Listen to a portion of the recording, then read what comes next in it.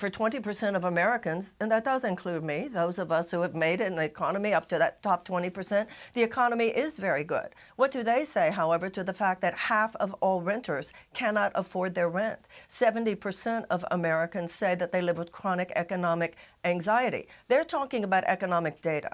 I'm talking about human despair.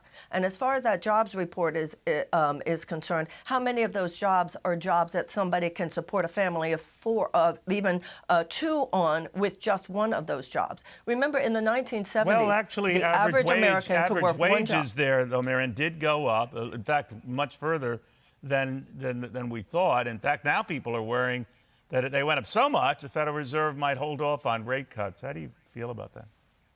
What I feel about that is that the Federal Reserve is thinking about that top 20% a whole lot more than it's thinking about the permanent underclass that exists in this country. We have an economic system now. When you look at the 1970s, Neil, we had a thriving middle class in this country. None of those economic data points that you were mentioning point to the restoration of a middle class in this country. When you have a majority of Americans who cannot afford to absorb a $500 unexpected expenditure, no, things are not going well. You have the highest level of poverty, including child poverty, of course, of any advanced nation. And that's the point of this campaign. We refuse to acquiesce to a narrative that serves an elite, that serves a few, but at the expense of the many. That is not the visceral experience of the majority of Americans. This idea that everything's rosy is not the experience of the majority of American people.